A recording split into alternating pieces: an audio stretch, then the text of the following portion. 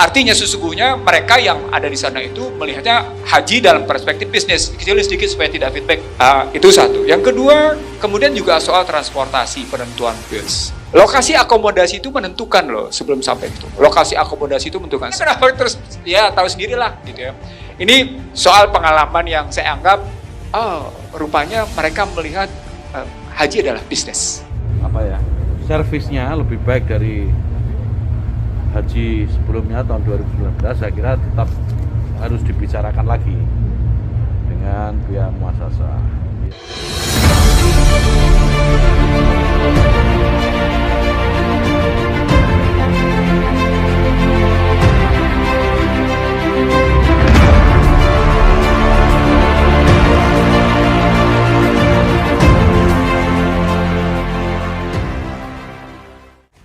Assalamualaikum warahmatullahi wabarakatuh. Kembali berjumpa dengan saya di channel Hamzah Gantarang. Sahabat sebangsa dan setanah air di mana saja Anda berada, salam perdamaian, salam sejahtera untuk kita semua.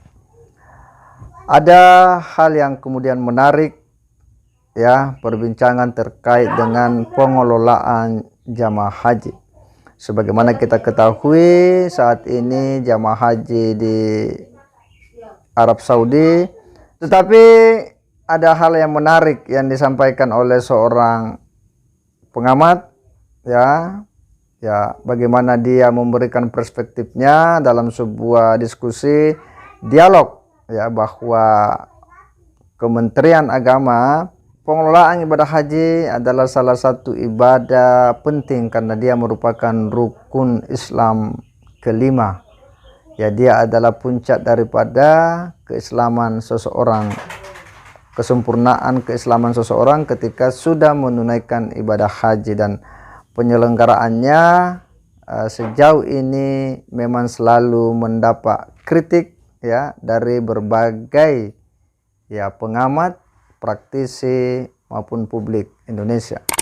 Tetapi kita percaya bahwa Kementerian Agama sejauh ini masih mengelola sesuai dengan koridor hukum yang ada.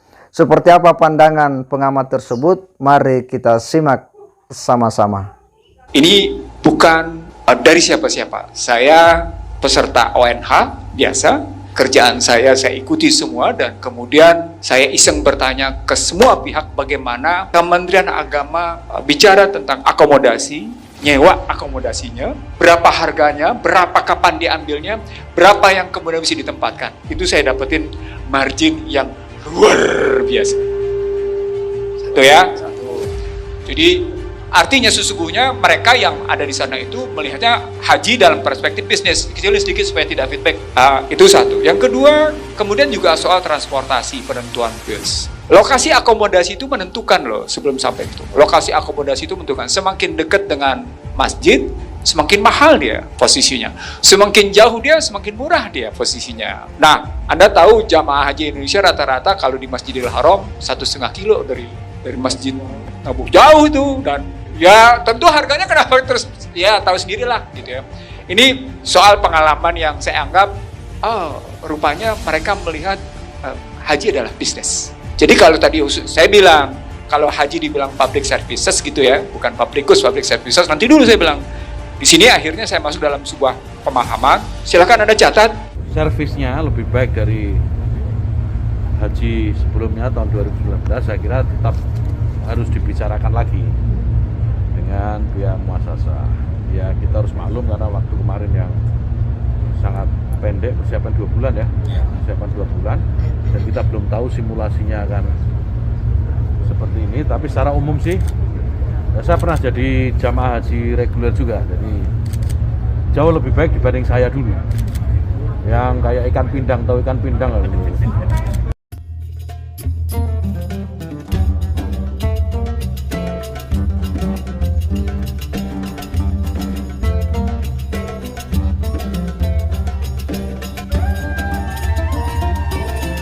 Silakan Anda bicarakan, dan saya berani berdebat soal ini.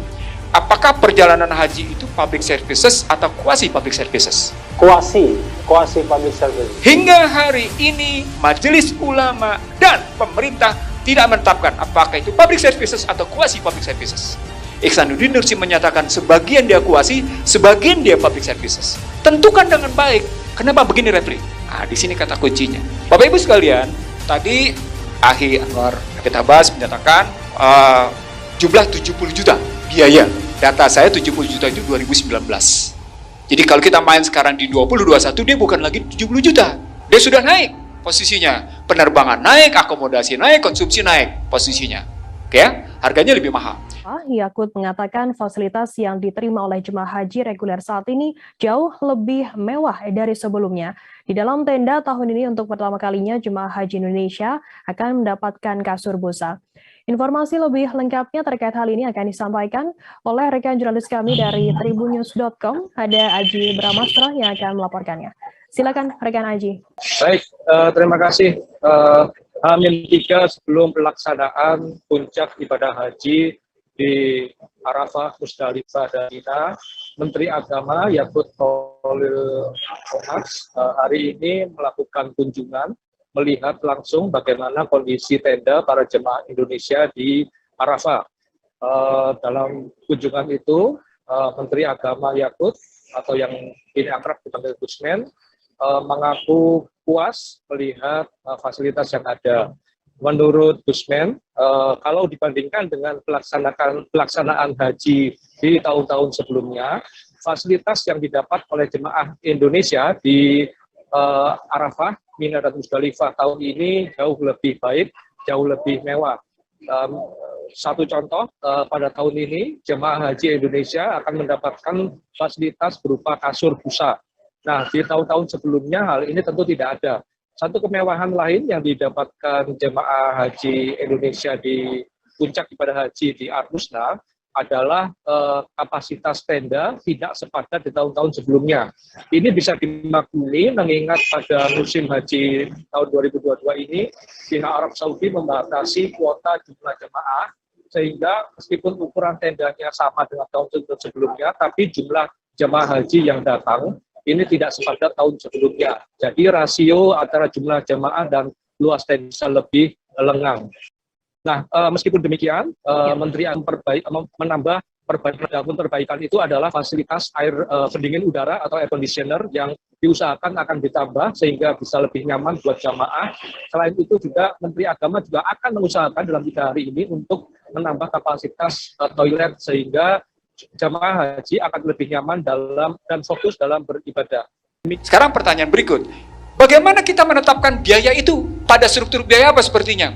Nah, saya setuju di sini dengan BPKH. Beresin tuh organisasi lo nggak mampu menetapkan indirect cost dan direct cost.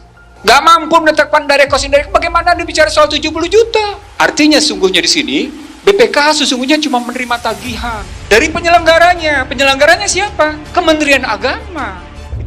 Apa ya, servisnya lebih baik dari haji sebelumnya tahun 2019, saya kira tetap harus dibicarakan lagi dengan pihak muasasah. Ya, kita harus maklum karena waktu kemarin yang sangat pendek, persiapan 2 bulan ya, persiapan 2 bulan, dan kita belum tahu simulasinya akan seperti ini. Tapi secara umum sih, ya, saya pernah jadi jamaah haji reguler juga, jadi jauh lebih baik dibanding saya dulu yang kayak ikan pindang, tahu ikan pindang itu numpuk-numpuk nggak karu-karuan. Tahun 2004 saya haji pertama kali reguler itu nggak karu-karuan memang. Sekarang jauh lebih bagus, saya kira jauh lebih nyaman lah. Apalagi kan ini nggak kayak di hotel mau nginep berhari-hari kan, semalam aja hanya untuk transit. Saya kira ya lebih baik lah, lebih baik dibanding sebelumnya. Tapi saya nanti akan minta supaya AC ini lebih, bisa nggak ini, gimana caranya supaya agak lebih dingin gitu supaya jamaah lebih nyaman. Nanti kita akan bicara dengan pihak muasasah. Di sini saya ingat gagal saya ketika saya diundang Komisi 8 ketika ingin membuat undang-undang BPKH. Saya bilang begini, ketika saya diundang oleh Komisi 8. Yang mesti kita pikirkan bukan hanya pengelolaan keuangan haji. Yang mesti kita pikirkan adalah bagaimana lahirnya Badan Penyelenggaraan Haji. Yang di dalam Badan Penyelenggaraan Haji itu ada 2 komponennya. Yang satu bicara tentang penyelenggaraan, yang satu bicara tentang keuangan. Kalau tentang keuangan mau bikin bank tabungan haji, monggo silahkan. Tapi tidak perlu dibedakan untuk terpisah. Ini kan dua badan yang terpisah. Refli, secara tata negara, saya tanya sama Anda, BPKH ini struktur kekuasaan negaranya di mana? Nanti saya jawab, karena saya lagi host belum jawab. Saya ingin mengatakan sama Anda, no. Saya ingin mengatakan pada pemirsa sendiri, tidak jelas dia ada di mana. Tidak jelas di dalam skema kekuasaan negara ini BPKH-nya ada di mana, nggak jelas. Nggak bisa orang tanggung jawab langsung ke presiden. Undang-undang menyatakan dia langsung tanggung jawab kepada presiden melalui menteri. Kalau kita bikin dalam skema kekuasaan negara, struktur kekuasaan negara, ada di mana dia? Nggak jelas. Nah, karena abu-abu kayak gitulah kemudian enak-enaknya anggota bilang, kami independen, kami mandiri. Bagaimana Anda mandiri kalau si bilang penanggung jawab, gue nggak terima tanggung jawab lo? Gimana? Presiden menyatakan saya tolak pertanggungjawaban Anda. Habis nggak? Habis. Nggak karu-karuan. Pada saat yang sama, si penerima tanggung jawab bilang, saya terima tanggung jawab Anda, tapi untuk mendatang Anda mesti bikin begini. Mau nggak? Mau nggak? Mau, karena ada posisi, ada subordinat posisinya, mau tidak mau. Jadi sekali lagi, ini baru satu temuan dalam undang-undang ini. Temuan saya yang kedua, di satu sisi Anda menyatakan sebagai organisasi nirlaba, betul? Iya, tegas-tegas Undang menyatakan sebagai kami adalah BPKH dan nirlaba. Tapi di sisi lain Anda diminta untuk menginvestasikan dan mengoptimalkan. Means artinya Anda mesti dapat untung. Undang-undang nggak beres nih. Ini undang-undang nggak beres. Ada dalam bahasa hukumnya ada contrary indeterminis.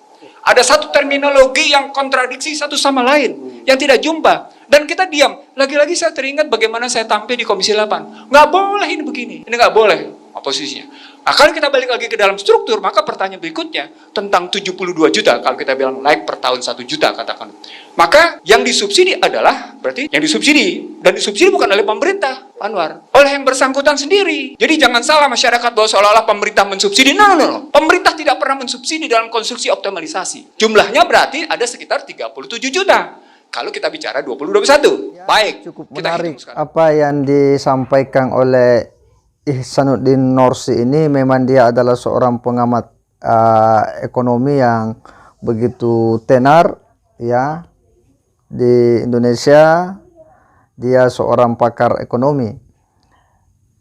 Apa yang disampaikan bagi saya bahwa ini sebenarnya adalah sebuah cara pandang tersendiri, sebuah perspektif baru terkait institusi ya pengelolaan jamaah haji Indonesia. Kenapa ini selalu seksi? Karena memang ya dia mengelola dana abadi umat yang jumlahnya memang begitu fantastis, karena warga masyarakat Muslim Indonesia yang mendaftar tiap tahunnya itu memang juga lumayan besar, sehingga dana yang masuk juga itu besar, sehingga memang selalu seksi. Tetapi hal yang disampaikan menurut saya bahwa itu adalah sebuah perspektif pribadi, dan itu sah-sah saja. Semua orang berhak untuk kemudian memberikan pandangan ya tanggapannya, kritiknya terhadap institusi pemerintah. Ini adalah negara demokrasi, semuanya terbuka untuk kemudian kita bisa memberikan ya kritikan, selagi itu bisa dipertanggungjawabkan, selagi itu memang berangkat dari sebuah data-data yang akurat, supaya tidak jatuh pada ya indikasi-indikasi fitnah dan sebagainya. Saya kira tidak ada hal yang sempurna dalam sebuah pengelolaan, apalagi mengelola ya seperti penyelenggaraan ibadah haji yang melibatkan banyak orang ya, yang harus berhubungan dengan negara, dalam hal ini negara Arab Saudi, memfasilitasi ya ratusan ribu orang ya dengan jarak yang begitu jauh. Tetapi ini menarik ya, paling tidak menjadi input bagi kita semua. Kita refleksi sama-sama bahwa ya kekurangan-kekurangan itu memang penting untuk kemudian diperbaiki. Bagaimana ke depan dari berbagai tanggapan-tanggapan publik, masukan-masukan pengamat, praktisi dan sebagainya, itu menjadi informasi penting dalam mencari bentuk yang ideal tentang bagaimana mengelola penyelenggaraan haji sesuai dengan harapan kita semua ya, yang tentu tidak melanggar peraturan perundang-undangan dan tentu sesuai dengan prinsip-prinsip agama yang sudah digariskan sebagai seorang Muslim ya tentu berlandaskan pada Al-Quran dan hadis. Saya kira demikian. Wassalamualaikum warahmatullahi wabarakatuh.